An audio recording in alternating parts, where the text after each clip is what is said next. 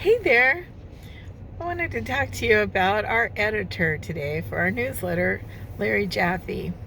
I met him many years ago, I think around 2007 or 8, when I was working on a World Peace Conference at UCLA. And we put on this beautiful conference with the president of Ghana, the former president of Ghana, former president of Vietnam, and just world leaders came together, and we talked about, what have we done wrong in the past and what can we do better in the future. And as part of that, Larry was the poet laureate for that event. And so we met all those years ago and have collaborated since then. Most often and most recently, we've collaborated on my newsletter over the past several years.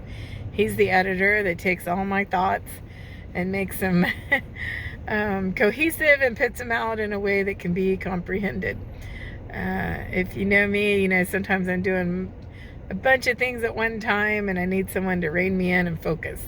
And Larry's that person. And then to take what I mean to say and make sure it's understandable, because sometimes I am carrying a lot of trauma, or I'm carrying a bunch of things that can have me saying a bunch of things at once that people may not understand. And so I am so grateful to Larry for that, because my goal is to get information out to the world so that people don't have their children trafficked, so that children learn when they're being duped, and that we all make a safe world for our kids and our young adults to grow in and reach their potential.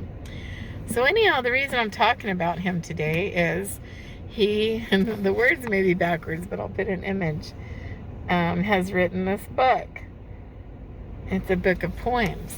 And I love all the poems. They start and take you on a journey.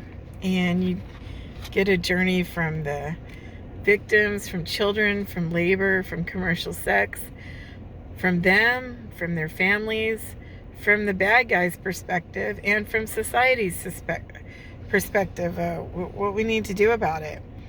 And I think that it's really important that we use words carefully. I'm always correcting language, because sometimes the bad guys use language to hide in plain sight. So I love Larry's use of language. I love the poems, and I love the journey that the book takes you on.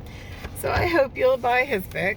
I hope that you can give it to people, give it to teenagers, give it to family members, give it to people who have children as a part of their responsibility in their lives.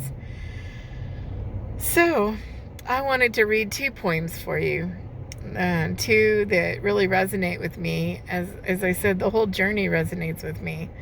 But I kind of think these 2 stand out and speak for me. The first one is, what color is slavery? Slavery is the color of shadows, when the unsuspecting are easily surprised and bellies are empty. Slavery tastes like rust, the bitter metal of shackles on the tongue.